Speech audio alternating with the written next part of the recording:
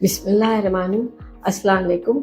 मैं डॉक्टर सलमा बतूल बोल रही हूँ दी फर्टिलिटी क्लिनिक बाय डॉक्टर सडना से। मैं आईवीएफ या असिस्टेड रिप्रोडक्टिव टेक्नोलॉजी में पिछले 27-28 साल से काम कर रही हूँ। मेरी बेसिक ट्रेनिंग जो है वो ऑस्ट्रेलिया से हुई थी।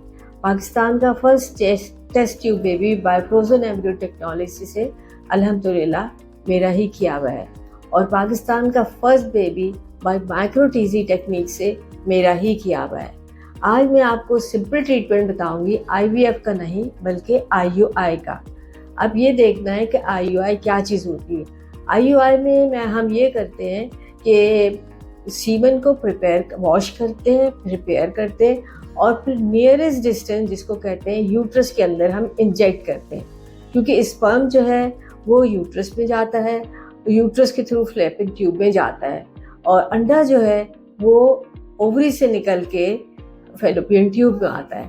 यहाँ पे फर्टिलाइजेशन ऑफ एग होती है, और उसके बाद वो फर्टिलाइज होके दोबारा बच्चेदानी में आ जाता है, और इस तरह से प्रेगनेंसी होती है। कुछ प्री रिक्विजिट्स हैं जो कि आईयूआई करने से पहले होने चाहिए।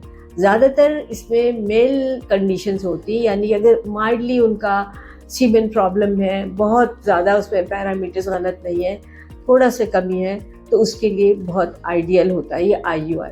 या फिर किसी की प्रॉब्लम ये है कि मियाँ बीवी मिल नहीं पा रहे हैं और सीमेन बिल्कुल ठीक है, उस सूरत में भी हम आईयूआई करते हैं। आईयूआई दो तरह से हो सकता है। पेशेंट बिल्कुल यंग हो और उसके अंदर कोई पीरियड की प्रॉब्लम ना हो, तो हम कुछ पेशेंट कहते हैं मैं नेचुरल साइकिल पे करें, तो हम नेचुरल साइकिल पे भी कर सकते हैं। और बाज़ दफ़ा ये होता है कि हम दवाएं देते हैं, जैसे कि क्लोमिफेन सिट्रेट है या लेट्रोजोल है या फिर इंजेक्टेबल है।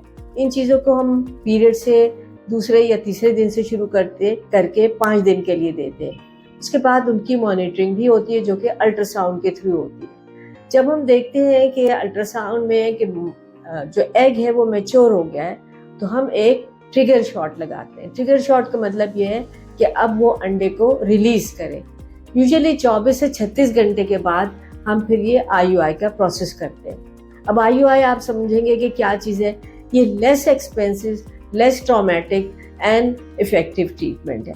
ज़्यादातर इसमें सक्सेस रेट बहुत ज़्यादा तो नहीं होता, लेकिन अगर हर पैरामीटर ठीक हो तो 10 से 12% का इसमें सक्सेस रेट होता है। एनीहाउ, अगर आप मज़ीद मालूमात इसके लिए हासिल करना चाहते हैं तो हमारे दिए गए सेंटर के नंबर पे आप कॉल करें और मज़ीद मालूमात हासिल करें। बहुत शुक्रिया।